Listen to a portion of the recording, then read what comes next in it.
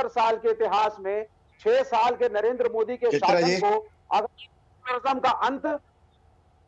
ठीक है, विवेक श्रीवास्तव कह रहे हैं लेफ्ट पार्टियां वहां पर रहेंगी, मजबूती से लड़ेंगी। इन सब के बीच अमित शाह की ये प्रेस कॉन्फ्रेंस शुरू होने जा रही है, जिसकी लाइव तस्वीरें इस वक्त टीवी स्क्रीन पर आप देख रही हैं। अपने आप में काफी ज्यादा महत्वपूर्ण। एक तरफ बीजेपी का दावा कि सत्ता से हटा देगी वो टीएमसी की, जबकि टीएमसी कह रही है कि यहां पर बीजेपी की दाल नहीं गलेगी। अमित शाह को सीधे सुनते हैं। रोड शो खत्म होने के बाद बीजेपी की ये प्रेस कॉन्फ्रेंस। अमित शाह जी পশ্চিমবঙ্গে 2 জেলা পরিক্রমণ সম্পূর্ণ হয়েছে। গতকাল অডিও ঠিক নেই দাদা। জনসভার জনপ্লাবন কবিগুরুর পাদস্পর্শের জন্য এই রাঙামাটির দেশে এই कारों के सवालों के जवाब में अमित शाह क्या कहते हैं देखना महत्वपूर्ण होगा। लेकिन आपको याद दिला दे, हाल ही में हम सब ने देखा था हैदराबाद के लोकल बॉडी के चुनावों में जब अमित शाह पहुंचे हुए थे तो कैसे आधे घंटे की लंबी चौड़ी प्रेस कॉन्फ्रेंस उन्होंने की थी। और अब तो पूरी ताकत बीजेपी बंगाल में लगाने जा रही है। और आज ही रोड शो खत्म होने के बाद उन्होंने कहा है कि बंगाल की जनता परिवर्तन चाहती है, भतीजे की दादागिरी समाप्त करने का वक्त है, तोलाबाजी समाप्त खत्म करने का वक्त है। बंगाल से राष्ट्रवाद का संदेश जाएगा और 5 साल सोनार बांग्ला के लिए भारतीय जनता पार्टी की सरकार बनवाने के लिए मांगा है अमित शाह ने। लेकिन इस प्रेस कॉन्फ्रेंस में पत्रकार जब सवाल पूछेंगे तो उसका जवाब गृह मंत्री की ओर से क्या दिया जाता है, ये महत्वपूर्ण है। 2 अलग अलग तस्वीरें हम आपको दिखा रहे हैं। एक तरफ आज दिन में अलग अलग हिस्सों का जिस तरह से उन्होंने दौरा किया है बीरभूमि जिले में अपनी मौजूदगी के जरिए, तो वहीं दूसरी तरफ उनकी ये प्रेस कॉन्फ्रेंस। कुल 294 सीटें हैं पश्चिम बंगाल में विधानसभा की, 211 टीएमसी ने जीती थी, लेकिन अब की बार 200 पार का नारा बीजेपी लगा रही है। माइक टेस्टिंग और इसके बाद अब अमित शाह की प्रेस कॉन्फ्रेंस। आज की प्रेस वार्ता में भारतीय जनता पार्टी की ओर से स्वागत है। आज इस प्रेस वार्ता के साथ ही मेरे बंगाल दौरे का दूसरा दिन समाप्त हो रहा है और आज मेरा दौरा भी समाप्त हो रहा है। सबसे पहले कुछ दिनों पहले हमारे राष्ट्रीय अध्यक्ष के बंगाल दौरे के वक्त तृणमूल कांग्रेस के कार्यकर्ताओं ने जिस प्रकार से उन पर हमला किया था, भारतीय जनता पार्टी इसकी निंदा करती है और व्यक्तिगत तौर पर मैं भी इसकी निंदा करता हूं। हम भारतीय जनता पार्टी के सभी कार्यकर्ता मानते हैं कि लोकतंत्र में सभी को अपनी आवाज उठाने का हक होना चाहिए, जनता तक अपनी आवाज पहुंचाने का हक होना चाहिए और शासन में होते हैं उनकी ये जिम्मेदारी होती है कि वो सुनिश्चित करें कि सभी राजनीतिक दल अपनी बात को जनता तक पहुंचा पाए। और मैं मानता हूं कि भारत के सबसे बड़े दल भारतीय जनता पार्टी के अध्यक्ष पर यह हमला केवल भारतीय जनता पार्टी के अध्यक्ष पर हमला नहीं है, बंगाल के अंदर लोकतंत्र की जो व्यवस्था है उस पर हमला है और इसकी संपूर्ण जिम्मेदारी तृणमूल कांग्रेस की सरकार की है, तृणमूल कांग्रेस के कार्यकर्ताओं की। सत्ता का अहंकार जब सर पर चढ़ जाता है तब इस प्रकार की घटनाएं आकार लेती है। मैं आज इस प्रेस वार्ता के माध्यम से तृणमूल कांग्रेस के सभी नेताओं को बताना चाहता हूं कि आप कोई गलत फहमी में मत रहिए कि इस प्रकार के हमले से भारतीय जनता पार्टी की गति रुकेगी, भारतीय जनता पार्टी का कार्यकर्ता रुकेगा और भारतीय जनता पार्टी अपने कदम पीछे ले लेगी। जितना इस प्रकार की हिंसा का वातावरण बनाएंगे, भारतीय जनता पार्टी और मजबूती के साथ बंगाल के अंदर अपने आप को मजबूत करने के लिए परिश्रम करेगी। हिंसा का जवाब हिंसा नहीं हो सकता। मगर भारतीय जनता पार्टी के कार्यकर्ताओं ने तय किया है हिंसा का जवाब हम लोकतांत्रिक तरीकों से देंगे और आने वाले चुनाव में इस सरकार को परास्त कर हम दिखाएंगे। मित्रों, मेरे लिए चिंता का विषय यह भी है कि हमला होने के बाद जो प्रतिक्रिया आनी चाहिए थी राज्य की मुखिया की ओर से, वो प्रतिक्रिया भी नहीं आई और एक प्रकार से तृणमूल कांग्रेस के नेताओं के जो बयान थे वो बयान इसका समर्थन करते हुए इस प्रकार से हुए, वो ज्यादा चिंता का विषय है। जहां तक बंगाल का सवाल है, बंगाल के अंदर पहले कई बार मैंने कहा है, मैं आज इसकी डिटेल में नहीं जाऊंगा, परंतु मैं उल्लेख इसका जरूर करना चाहता हूं कि राजनीतिक हिंसा चरम सीमा पर है। 300 से ज्यादा भारतीय जनता पार्टी के कार्यकर्ताओं की हत्याएं कर दी है और उसकी जांच में तनिक भर भी 1 इंच भी प्रोग्रेस कहीं पर दिखाई नहीं पड़ता है। भ्रष्टाचार भी चरम सीमा पर है। साइक्लोन के राहत का जो पैसा देना होता है, भारत सरकार जो भेजती है, उसमें भी सत्ताधारी दल ने अपने कार्यकर्ताओं का उपयोग कर बेफाम भ्रष्टाचार किया। मोदी जी ने गरीबों के लिए खाना भेजा, कोरोना के काल में 9 महीने तक उसके पूरे की पूरी बोरियां गायब हो गई, गरीब भूखा रहा। इसकी जिम्मेदारी किसकी है? क्या सत्ता में है उनकी नहीं है?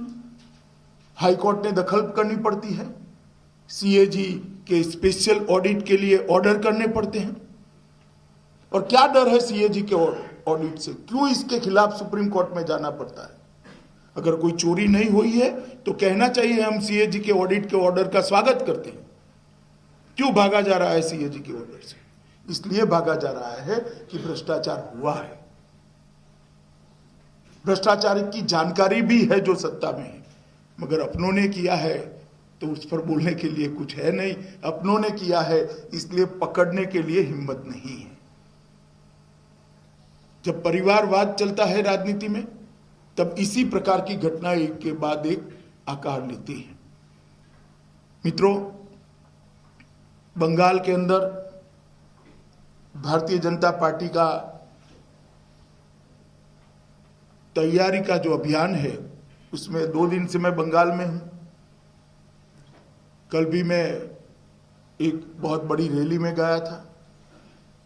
तृणमूल कांग्रेस, टीएमसी और कांग्रेस पार्टी से बहुत सारे नेताओं ने भारतीय जनता पार्टी ज्वाइन करी। श्री शुभेंदु अधिकारी ने भी भारतीय जनता पार्टी ज्वाइन करी। मैं शुभेंदु अधिकारी का हृदय से स्वागत करता हूं भारतीय जनता पार्टी में। और हमारा मानना है कि अन्याय के खिलाफ जहां पर भी सार्वजनिक जीवन के, राजनीतिक जीवन के अच्छे कार्यकर्ता आवाज उठाने के लिए भारतीय जनता पार्टी को अपना प्लेटफॉर्म बनाना चाहते हैं, उन लोगों ने भारतीय जनता पार्टी में आना चाहिए। और जिस प्रकार का माहौल मैंने कल भी देखा था, आज भी देखा है, इतने छोटे से सेंटर पर, इतने टेरर वाले वातावरण के अंदर, जहां कल रात को हमारे सारे पर्दे फाड़ दिए गए, सारे पोस्टर उखाड़ दिए गए, मगर आज जो जन सैलाब निकला है, मुझे लगता है उनकी आंखें खोलने वाला होगा। शायद ही इतने छोटे सेंटर पर इस प्रकार का भव्य रोड शो हुआ होगा।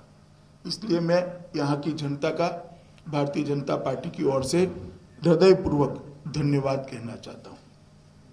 मित्रों, जब हम आजाद हुए तब देश के जीडीपी के अंदर लगभग 1/3 हिस्सा बंगाल का हुआ, और आज वो घटकर नीचे नीचे नीचे चला गया है। लगभग 3 दशक के कम्युनिस्ट शासन और 1 दशक के तृणमूल कांग्रेस के शासन के अंदर ये ग्राफ नीचे गिरता गया है।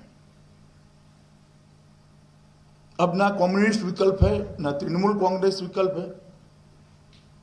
बंगाल को आगे ले जाना है तो मोदी जी का पूर्व उदय का जो मिशन है, पूर्व को, देश के ईस्टर्न हिस्से को वो जो ग्रोथ इंजन बनाना चाहते हैं, इसी के साथ ही बंगाल की जनता हमारा सहयोग दे, ये मैं विनती करने आया हूं। हमारा संकल्प है कि मोदी जी के नेतृत्व में हम बंगाल को फिर से एक बार सोनार बांग्ला बनाने की दिशा में आगे बढ़ेंगे। जब देश आजाद हुआ, इंडस्ट्रियल प्रोडक्शन में बंगाल का योगदान 30% था। आज जो गिरते गिरते 3.5% रह गया है। मैं पूछना चाहता हूं ममता दीदी और कम्युनिस्ट पार्टी को, कौन जिम्मेदार है इसके लिए? 30% से 3.5%। मित्रों, जहां पर रोजगारी का सवाल है, सेटिस्फेक्शन रेशियो 27% था पहले 1960 में, आज वो 4% पर पहुंच गया। 27% से 4%। ये जो गिरावट है, इसके लिए कौन जिम्मेदार है? प्रति व्यक्ति आय 1960 में महाराष्ट्र की प्रति व्यक्ति आय से 105% ज्यादा थी, लगभग 2 गुना थी बंगाल की, और आज महाराष्ट्र से आधी भी नहीं रह गई। कौन जिम्मेदार है इसके लिए? 1960 से लेकर आज तक किसका शासन रहा, वो बंगाल की जनता अच्छे तरीके से जानती है। 1960 में बंगाल भारत के सबसे अमीर राज्यों के में शुमार हुआ करता था, 1 नंबर या 2 नंबर या 3 नंबर। आज वो बहुत नीचे गिरता हुआ दिखाई पड़ता है। कौन जिम्मेदार है उसकी? एक जमाना था कि बंदरगाहों पर की आवाजाही 42% बंगाल में होती थी। आज देश की आवाजाही के लगभग 10% तक बंगाल रह गया है। कौन जिम्मेदार है इसके लिए? 1950 के दशक में देश की फार्मा इंडस्ट्री में लगभग 70% फार्मास्यूटिकल प्रोडक्ट्स का प्रोडक्शन बंगाल में होता था, जो आज गिरकर 7% रह गया है। 70% से 7%। कौन जिम्मेदार है इसके लिए? पंजाब का और बंगाल का जूट उद्योग बहुत महत्वपूर्ण था, जो रोजगारी भी देता था, किसानों को भी संबल प्रदान करता था। जूट उद्योग भी आज बहुत सारी जूट मिलें बंद है और कागज पर चल रही है। इसके लिए कौन जिम्मेदार है, मैं उसको पूछना चाहता हूं। प्रति व्यक्ति आय में बढ़ोतरी में 2018-19 के देश के 32 राज्यों में बंगाल 22वें स्थान पर खड़ा रह गया है। कौन जिम्मेदार है इसके लिए? प्रति व्यक्ति आय स्थिर मूल्यों पर 18-19 की, पहले मैंने जो कहा करंट प्राइसेस पर कहा, अब मैं स्थिर मूल्य पर कहता हूं, देश के 32 राज्यों में 24वें स्थान पर। मुझे मालूम है तृणमूल तुरंत ये आंकड़ों को चैलेंज करेगी। मेरा इनको दावा है कि आप एक स्थान तय कर दीजिए, मेरा युवा मोर्चा के अध्यक्ष आपके लिए चर्चा के लिए तैयार है, वो आकर आपको चर्चा कर देगा कि आंकड़े कहां से आए। 24वें स्थान पर आप आ गए। मित्रों, भारत के सकल घरेलू उत्पादन में 2011-12 में 6.03 पर पहुंच गए, जो मैंने पहले कहा कि 30% पर थे। उद्योग क्षेत्र के वृद्धि के संदर्भ में पश्चिम बंगाल 32 राज्यों और केंद्र शासित प्रदेशों में 20वें स्थान पर है, और CAGR इसकी 5.74% पर सीमित रह गई। सेवा के क्षेत्र में वृद्धि के मामले में सिर्फ 5.8% रह गई विकास दर, और 28वें स्थान पर 32 राज्यों में है। राज्य के स्वयं के राजस्व की वृद्धि में, राज्य की आय की वृद्धि में 2011-12 और 19-20 के बीच लगभग 31 राज्यों में से वो 16वें राज्य पर है। 2020 से 21 के राज्य के बजट में दिए गए ऋण का अनुमान करें तो कोई भी बच्चा जन्म लेता है वो 50,000 के ऋण के साथ बंगाल में जन्म लेता है, और कई राज्यों में ऋण ज्यादा हो सकता है, इससे भी ज्यादा हो सकता है, मगर वहां डेवलपमेंट हुई है, रोड के किलोमीटर कम हो रहे हैं, गड्ढे में खड़क सड़क है या सड़क में गड्ढा है मालूम ही नहीं पड़ता है, बिजली की क्वालिटी खराब है, तो ये ऋण क्यों बढ़ रहा है? डेवलपमेंट करने के लिए कोई ऋण ले तब तो मैं समझ रहा हूं। मित्रों, प्रत्यक्ष विदेशी निवेश में बंगाल की हिस्सेदारी 2011 में भी 1% ही थी, इसमें कम से कम कटौती नहीं हुई है, नीचे नहीं गया क्योंकि नीचे जगह ही नहीं है। 2020 में वो 1% पर भी रहा है, बहुत बड़ा अचीवमेंट है क्योंकि नीचे कोई आंकड़ा ही नहीं बचा है। पीएससी के लिए राष्ट्रीय मानकों की दृष्टि से पब्लिक हेल्थ प्राथमिक स्वास्थ्य केंद्र में 58% कम है। सीएससी कम्युनिटी हेल्थ सेंटर, इसमें 36% की कमी है। अस्पताल में 1000 लोगों की बेड की संख्या में स्थिति बेहद निराशाजनक है। वो आंकड़े में बंगाल 23वें स्थान पर देश में है, 1000 लोगों के बीच में जितने बेड होने चाहिए इसके आंकड़े में। प्राथमिक स्वास्थ्य केंद्र के डॉक्टरों के लिए लगभग 39% स्थान खाली है। स्पेशलिटी और सर्जन के लगभग 87% स्थान खाली है, 87% स्थान खाली है। और सड़क निर्माण की मैं बात करना नहीं चाहता, बात बहुत लंबी हो जाएगी, मगर उसमें भी अच्छा खासा डिटोरिएशन है।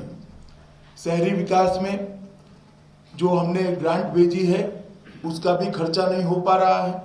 शिक्षा के अंदर 90% प्राथमिक स्कूलों में डेस्क नहीं है, लगभग 30% से ज्यादा स्कूलों में पर्याप्त क्लासरूम नहीं है, 10% स्कूलों में इलेक्ट्रिसिटी कनेक्शन नहीं है, 56% स्कूलों में टॉयलेट नहीं है, और प्रति 1 लाख की जनसंख्या पर 13 कॉलेज ही है, 13 डिग्री कॉलेज है, जो देश में बंगाल 32 स्थानों में से 28वें स्थानों पर है।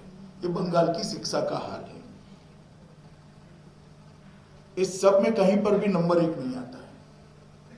टोलबाजी करने में नंबर 1 है, भ्रष्टाचार में नंबर 1 है, परिवारवाद चलाने में नंबर 1 है, हिंसा करने में नंबर 1 है, बम धमाकों में नंबर 1 है, कार्यकर्ताओं की हत्या कराने में नंबर 1।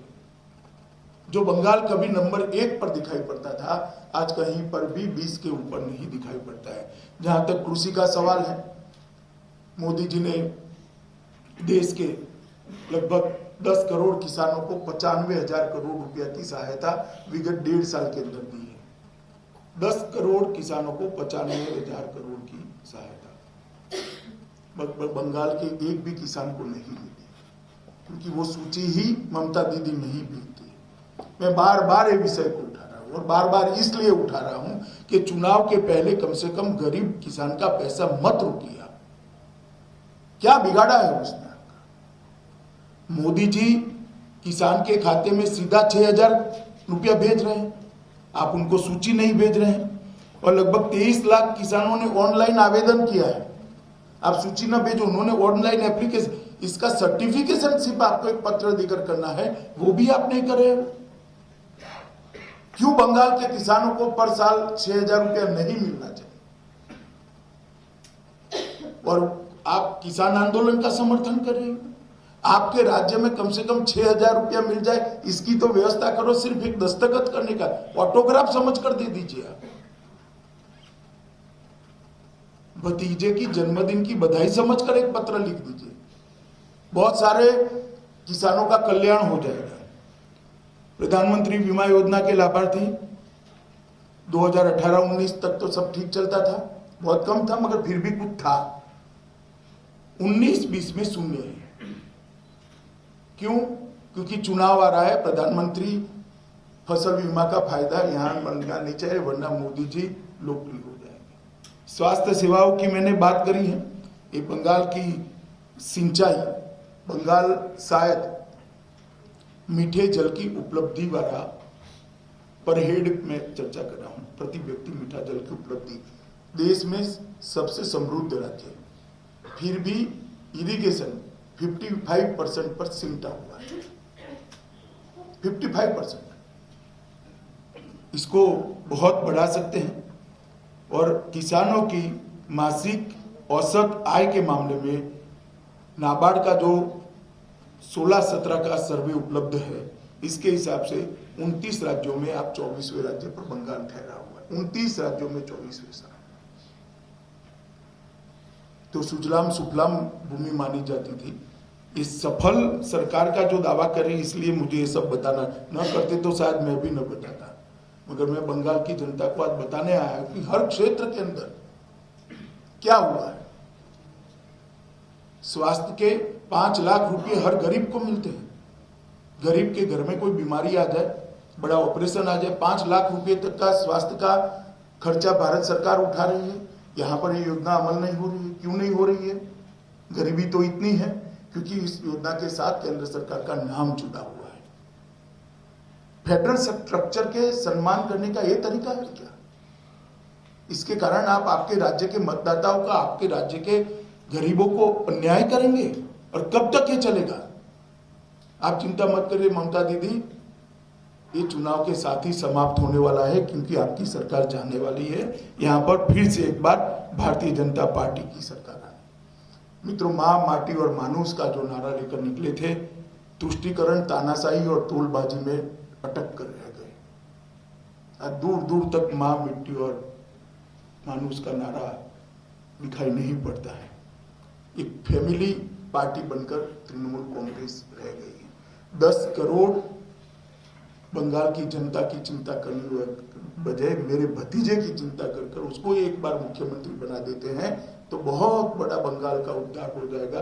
ये थियरी पर जब राज्य की मुखिया चलती है तो इसी प्रकार के परिणाम आते हैं। गत प्रेस कॉन्फ्रेंस में भी मैंने कहा था कि 3 खतरनाक ट्रेंड भारत की राजनीति में बंगाल ने सेट किए हैं। एडमिनिस्ट्रेशन का संपूर्ण राजनीतिकरण कर दिया गया है, राजनीति का संपूर्ण अपराधीकरण कर दिया गया है, और भ्रष्टाचार को इंस्टीट्यूशनलाइज कर दिया गया है। ये तीनों ट्रेंड लोकतंत्र के लिए और जनता के लिए बहुत खतरनाक है। अतः मैं बंगाल की जनता को करबद्ध निवेदन भारतीय जनता पार्टी की ओर से करता हूं कि हमारे कार्यकर्ता एक परिवर्तन का अभियान लेकर चले, आर्नो अन्याय का एक अभियान लेकर चले हैं। आप कृपया इनके साथ जुड़िए, परिवर्तन करने में हमारी सहायता करिए। नरेंद्र मोदी को आपका आशीर्वाद दीजिए और बंगाल को सोनार बांग्ला बनाने का हमारा जो अभियान है उसमें आप लोग हमारे साथ जुड़िए। विकास के मुद्दे पर मैंने आज इसलिए कॉन्सेंट्रेट करा है कि ममता दीदी ने अभी बहुत थ्रस्ट दिया था कि हमारे यहाँ बहुत अच्छा चल रहा है। अब मैं कहाँ से आता हूँ, मैं कैसा दिखता हूँ, ये सब बातों में जाए बगैर सारी चीजों का जवाब मैं मानता हूं तृणमूल कांग्रेस ने बंगाल की जनता को देना चाहिए। मुद्दे से ध्यान भटकाने का प्रयास नहीं करना चाहिए। और फिर से एक बार बंगाल की जनता को मैं इतना ही भरोसा दिलाना चाहता हूं कि चाहे हमारे कार्यकर्ताओं पर कितने जानलेवा हमले हो, हमारे अध्यक्ष जी पर कितना भी बड़ा हमला हो, बंगाल के भले के लिए भारतीय जनता पार्टी अपने ये अभियान से 1 इंच भी पीछे हटने वाली नहीं है। ये हमारा कमिटमेंट है और हम एक अच्छे शासन देने का बंगाल की जनता को वादा करते हैं। धन्यवाद। अब आप सवाल पूछ सकते हैं। कौन करेगा?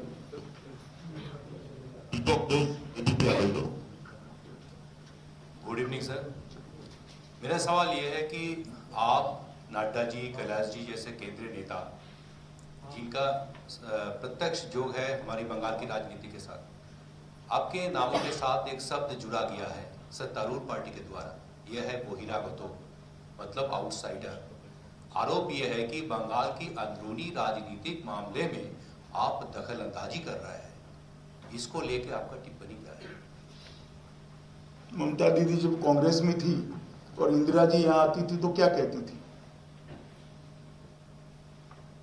वो बंगाल की अंदरूनी राजनीति में आंतरिक दखल थी क्या? जब वो कांग्रेस में थी और प्रणव दा आते थे या नरसिम्हा राव आते थे तो वो क्या कहती थी? पर ये मंच पर आपको स्वपन दा, राहुल जी, दिलीप घोष, समीक दा कोई नहीं दिखाई पड़ता है। मैं बंगाल की जनता को कहना चाहता हूं, ये भ्रांति फैलाने का प्रयास है। ममता दीदी, आपको हराने के लिए किसी को दिल्ली से आने की जरूरत नहीं है। आपके सामने भी बंगाल का धरती पुत्र खड़ा रहेगा, आपके सामने ही भी बंगाल का ही आदमी लड़ेगा और आने वाला मुख्यमंत्री भी बंगाल की मिट्टी का ही मुख्यमंत्री हम बंगाल को देने जा रहे हैं।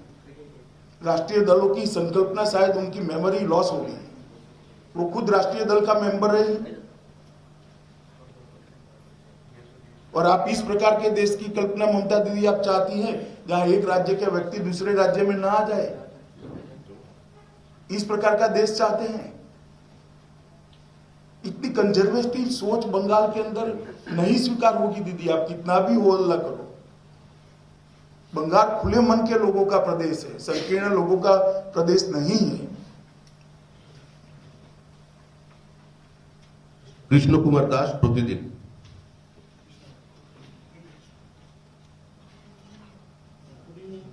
मैं भी आप जो हाथ खड़े करते उसमें से ही बुलाओ। Good evening sir. अब तो आपका सरकार लास्ट 6 साल सीमांत सुरक्षा में बहुत काम किया है, लेकिन बांग्लादेश को जो सीमांत सुरक्षा है इस बारे में आपका क्या चर्चा है, क्या प्लानिंग है, क्या हम लोग जानना चाहता है? नहीं, देखिए पैनिक जैसी कोई स्थिति नहीं है, परंतु सीमा सुरक्षा सिर्फ बॉर्डर के 6 किलोमीटर की पट्टी के माध्यम से नहीं हो सकती। एक इकोसिस्टम होता है, कलेक्ट्रेट का, डिस्ट्रिक्ट एसपी का, स्टेट गवर्नमेंट का। जब तक पूरा इकोसिस्टम घुसपैठ के बारे में सीरियस नहीं होता है, घुसपैठ रुक नहीं पाती। और मैं नहीं मानता कि तुष्टीकरण के आधार पर, अपीसमेंट के आधार पर चलने वाली ये तृणमूल कांग्रेस की सरकार घुसपैठ रोक सकती है। घुसपैठ केवल और केवल भारतीय जनता पार्टी रोक सकती है। बताइए आप। शांतनु चौधरी। रहने दो, मैं करता हूँ। अरे बोलो ना, सुनाई पड़ता है।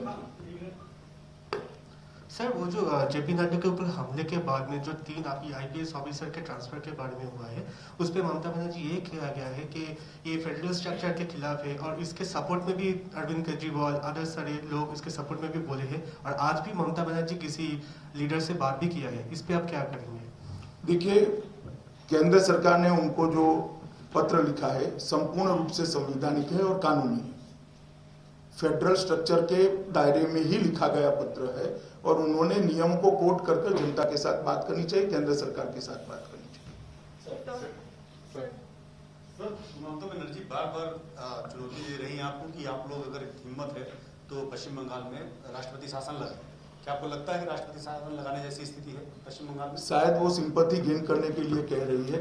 आप इस पचड़े में मत पड़िए। ये केंद्र और राज्य के बीच का मामला होता है, गंभीर प्रकार की बात होती है। कोई प्रेस कॉन्फ्रेंस में राष्ट्रपति शासन के फैसले नहीं होते। बताइए। My question is, Bengal is a bordering state and CAA is a very important issue here because there are a lot of legal as well as illegal migrants. So the first question is, sir, when will the CAA rules will be framed? And the second question is, sir, your famous talk about the chronology. आप chronology समझ लीजिए, CAA and then a nationwide NRC. मैं बता देता हूँ। अभी CAA के rules बनना भी बाकी है और बिकॉज ऑफ कोरोना इतना बड़ा अभियान चल नहीं सकता, इसलिए जब टीका लगने की शुरुआत हो जाएगी और कोरोना की साइकिल टूटेगी, इस पर हम जरूर विचार करेंगे और जब करेंगे तब आपको सूचित भी करेंगे। मैंने कहा ना पहले, क्रोनोलॉजी में पहला तो समाप्त होने दीजिए।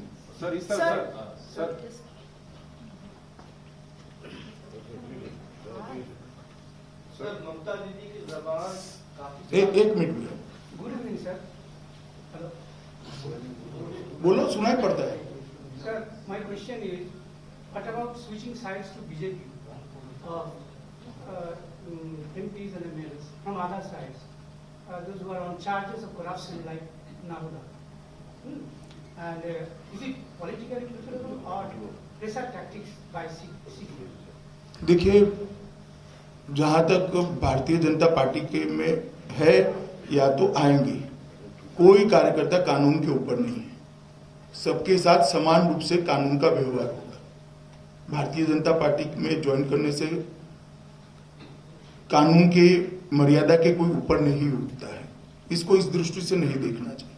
सर तृणमूल कांग्रेस के पुराने चेहरे अभी भाजपा के नए चेहरे हैं, तो सर आप लोगों को फर्क कैसे समझाएंगे? देखिए, भारतीय जनता पार्टी बहुत पुरानी पार्टी है और तृणमूल कांग्रेस में सवाल नेतृत्व के अप्रोच का है। मैं मानता हूं सबके भतीजे राजनीति में नहीं है, आप मेरी बात समझ पाते होंगे। लीडरशिप के अप्रोच का है और भारतीय जनता पार्टी की संस्कृति में परिवारवाद है ही नहीं, भ्रष्टाचार है ही नहीं, ना टोलबाजी करने की संस्कृति। ममता दीदी की जबान मिस्टर पीएम आपके लिए काफी कभी सख्त हो जाती है, जो सियासी एतबार से नामुनासिब है।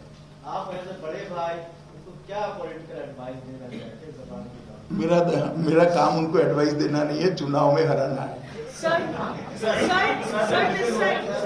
मेरा सवाल है, जिस तरीके से कल हमने देखा शुभेंदु अधिकारी के अलावा कई ऐसे तृणमूल के विधायक ने बीजेपी ज्वाइन किया, अटकलें लगाई जा रही है कि क्या बंगाल में सरकार चुनाव से पहले ही गिर जाएगी? हमारा ऐसा कोई प्रयास नहीं। ममता दीदी अपना कॉन्स्टिट्यूशनल आयुष से उनकी सरकार पूरा करे, हमारी बहुत शुभकामनाएं हैं। सर मैं टीवी9 भारतवंश दिल्ली से। सर मेरे 2 सवाल हैं। पहला, आप मिदनापुर से लेकर वीरभूमि तक कल 2 दिन में रहे हैं और आपने यहाँ की भीड़ देखा, जनसभा किया यहाँ पे। इस भीड़ से आप बंगाल के मूड का क्या आकलन करते हैं? सवाल नंबर 2 है सर कि पिछली बार के चुनाव में भी आप लोगों ने बहुत मेहनत की, आप बंगाल को एक लंबे अरसे से देख रहे हैं। पिछली बार आपको सकारात्मक परिणाम नहीं मिले थे, इस बार किस परिणाम की अपेक्षा कर रहे हैं और ये आंकड़ा कहाँ जाकर के? मैंने कहा हम 200 से ज्यादा सीट जीतेंगे और पूर्ण बहुमत की भारतीय जनता पार्टी की। ऐसा जी बोलिए। Sir Moni Deepa Banerjee, NDTV. मेरा Hindi is a little defective. एक तो आज थोड़ा कंप्लेन करना है कि आपके जीप पे हम नहीं उठ पाए, तो आपका इंटरव्यू मेरा नहीं हुआ, सोचा था अगर आप 2 मिनट मुझे अलग सा दे दे, I will be so grateful. दूसरी बात है, नहीं प्रश्न है कि कल भी आपने कहा ये बात और आज भी आपने प्रेस कॉन्फ्रेंस के बाद अब भी कहा है कि पश्चिम बंगाल का जो मुख्यमंत्री होगा वो भूमिपुत्र होगा। ये आपने कहा जब शुभेंदु ज्वाइन कर गए। अब ममता बनर्जी जैसी नहीं, ऐसा नहीं है। एक मिनट, आप ममता जी को ज्यादा मिलती है, आपका भी थोड़ा मेमोरी लॉस होने लगा है। मैंने कई बार कहा है, इसको इस प्रकार के आकलन में मत। मैं समझ रहा हूँ आपका आशय भी समझ रहा हूँ, क्वेश्चन को भी समझ रहा हूँ, इस प्रकार से मत जुड़िए। भूमिपुत्र बहुत सारे हैं, मैंने किसी के नाम के लिए नहीं कहा। नहीं सर, मेरा प्रश्न अलग था सर। पहली बार जब कलकत्ता में आए थे बीएसएफ के साथ मीटिंग की थी भाई, बोलो। पहली बार जब आए थे कलकत्ता में तो बीएसएफ के साथ मीटिंग किए थे, इस बार आए हैं एनआईए के साथ मीटिंग किए हैं। मुर्शिदाबाद से अभी तक जो टेररिस्ट के मामले में अरेस्ट हुआ है, एनआईए ने अरेस्ट किया है, इसके बारे में कोई चर्चा करेंगे आप? ना, ऐसी चर्चा सार्वजनिक रूप से नहीं होती है। एक सवाल लगातार किया जाता है या तो आरोप लगाए जाते हैं कि असदुद्दीन ओवैसी एआईएमएम का जो पार्टी है वो बीजेपी की बी टीम है। बिहार में भी चुनाव जीतने में उनको समर्थन करती है, बंगाल में भी 7 चुनाव लड़के उनको बीजेपी को आगे काम करेगी। क्या कहना है आपके? कोई मूर्ख ही ऐसी बात मानेगा, मैं आपको नहीं कह रहा। So the side, sir, Mamata Banerjee is saying that she had been raising the voice on behalf of the farmers. Farmers की जो क्राइसिस है देश में है, और वो कह रही है कि farmers के लिए वो आवाज उठा रही है, इसीलिए बीजेपी उनका आवाज दफनाने के लिए इलेक्शन कैंपेन में इस अग्रेसिवनेस दिखा रहा है। सर सवाल है कि फार्मर्स प्रोटेस्ट का सीन क्या है, क्या वो पॉलिटिकल बन चुका है? और दूसरा है, आप कैसे ममता बनर्जी का जो देखिए, फार्मर की आवाज है कि दीदी हमें 6000 रुपया दे दो, जो उनको सुनाई नहीं पड़ती है, आप जरा बता दीजिए उनको। और दूसरा, एग्रेसिव कैंपेन करने के लिए उनको इतना क्यों डरना चाहिए? हर पार्टी को अधिकार है अपना कैंपेन करने का, वो भी करें, हम कहाँ ना बोलते हैं। कोई पार्टी पॉलिटिकल कैंपेन इनके खिलाफ नहीं कर सकती, ये कहाँ की सोच है? हर पार्टी ने करना चाहिए, आप भी करो भाई, कांग्रेस भी कर सकती है, कम्युनिस्ट पार्टी भी कर सकती है, हम कैंपेन भी ना करें। मैं नहीं मानता है लोकतंत्र की भावनाओं के अनुरूप। पीछे सर, एक बात यहाँ की मुख्यमंत्री हमेशा कहती है कि जैसे भाजपा की जो सरकार है दिल्ली में वो चुनी गई है, वैसे इनकी भी सरकार चुनी गई है जनता की ओर से, लेकिन सरकार जो दिल्ली की है वो बंगाल की सरकार की काम पे इंटरफियरेंस कर रहे हैं। फेडरल स्ट्रक्चर जो है वो नहीं माना जा रहा है, इसका आप कैसे जवाब देंगे? मैंने कहा तो हमने ऐसा कुछ नहीं किया जो फेडरल स्ट्रक्चर के रिश्तों को डिस्टर्ब करता है। ऐसा कुछ हो तो उन्होंने नियमों को कोट कर बात करनी चाहिए। सर पल्लवी जो आप जब परिवर्तन की बात कर रहे थे, आप स्पीच में आपने कहा कि लोगों के पास आप जब जाते हैं आप कहते हैं कि नरेंद्र मोदी को वोट कीजिए और परिवर्तन लाइए, इस बार उनको चांस दीजिए। फिर आप कहते हैं कि जो सीएम होगा भाजपा का वो इसी भूमि से होगा। क्या इलेक्शन से पहले हम मान सकते हैं कि आप अनाउंस कर देंगे एक नेम जिसके नाम पर फिर वोट गिरे? अगर तय हो जाएगा तो अनाउंस कर देंगे। पार्लियामेंट्री बॉडीज के निर्णय करता है, मैं व्यक्तिगत तौर पर नहीं कर सकता। पीटीए सर, ये फार्मर्स से आपने कहा कि हम बात करना चाहते हैं, तो नेक्स्ट दौर की बातचीत हम कुछ एक्सपेक्ट कर सकते हैं आने वाले दिनों? मैं 2 दिन से आया हूँ, मगर कुछ तय हुआ है वहाँ पर। नरेंद्र सिंह जी के साथ बातचीत का कोई समय तय हुआ है, कल या परसों का, मुझे एग्जैक्ट जानकारी। और छोटा सा, जहाँ भी जाते हैं तो जो सबसे ज्यादा आपकी रैली में लाउड स्लोगन मिलता है वो जय श्री राम। आपको लगता है कि वो बाकी जगह उस स्लोगन मंदिर के साथ जोड़ा जाए, यहाँ उस स्लोगन टीएमसी को टारगेट करने का ज्यादा? नहीं, ये देखिए, स्लोगन कोई नेता या पार्टी नहीं बना सकती, जनता बनाती है, और ये सवाल आपने जनता को पूछना चाहिए। विजन है आपका, इसमें जॉब्स और लैंड एक्विजिशन को आप कैसे देखोगे सर? ये तो सिस्टम में प्रॉब्लम नहीं, देखिए, जब पूरा इकोसिस्टम बिखर जाता है तभी ये प्रॉब्लम खड़े होते हैं। अगर इंडस्ट्रियल डेवलपमेंट अच्छा है तो ऑटोमेटिक जॉब मिलते हैं। अगर एजुकेशन ठीक है तो लड़के राज्य के बाहर जाकर, लड़कियां राज्य के बाहर जाकर भी जॉब लेती है। अगर इन्वेस्टमेंट आता है तो जॉब जनरेट होती है। अगर पोर्ट ढंग से काम करते हैं, पोर्ट के अंदर दादागिरी नहीं होती है, लॉ एंड ऑर्डर ठीक होता है, पोर्ट के अंदर माल की आवाजाही होती है, तो ऑटोमेटिक जॉब जनरेट होते हैं। मेरा कहने का मतलब ये है कि इकोसिस्टम अगर कोई सरकार ठीक कर लेती है तो अपने आप जॉब जनरेट होते हैं। और मुझे भरोसा है, कई राज्यों में परिवर्तन आए हैं, यहाँ पर भी आए हैं, जो 80 आएगा। 80 के दशक में जो बीमारू राज्य माने जाते थे, आज वो बीमारू नहीं है, तो यहाँ पर भी परिवर्तन हो ही सकता है। जी सर, आपकी पार्टी ने मांग की है कि सेंट्रल पैरामिलिट्री फोर्सेस को डिप्लॉय किया जाए कम से कम 6 महीने पहले, पर जो मौजूदा सरकार है वो कहती है ये वायबल है, बिकॉज अभी तो मॉडल कोड ऑफ कंडक्ट भी नहीं हुआ। ये निर्णय चुनाव आयोग को करना होता है। हमारी पार्टी ने चुनाव आयोग से ही मांग करी है, निर्णय चुनाव आयोग ने देना है, मैं जवाब नहीं दे सकता। इस दौरे में सीए और एनआरसी को लेकर कोई बात नहीं कर बताया, तो ये अंतिम दौरा नहीं है। आप क्यों इतने उतावले होते हो? अंतिम दौरा नहीं है भैया, ठोक कर बात करूंगा जब करूंगा। हाँ, चिंता मत।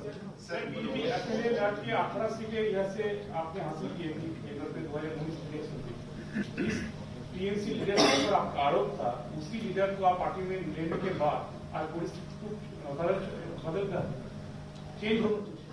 देखिए, मैंने पहले भी कहा कि भारतीय जनता पार्टी में नेतृत्व जो है वो अगर ठीक है तो किसी भी प्रकार की गलत चीजें चल नहीं सकती है, ये हम मानते हैं।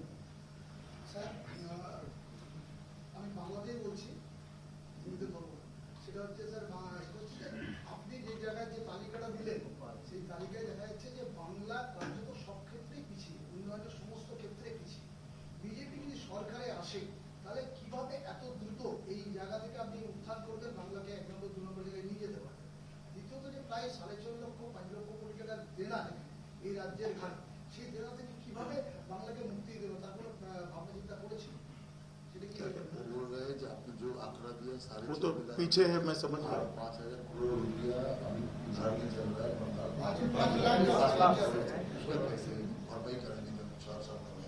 देखिए, इतना ही मैं कहना चाहता हूँ, आपकी चिंता बहुत वाजिब है। जो सत्ता में आएंगे उनके लिए भी चिंता का ही विषय है, परंतु नहीं बदल करेंगे तो और गड्ढा 5 की जगह 10 लाख हो जाएगा। क्या करोगे? कम से कम कोई बढ़ाने न वाला तो आ जाए और गड्ढा भरने वाला आ जाए।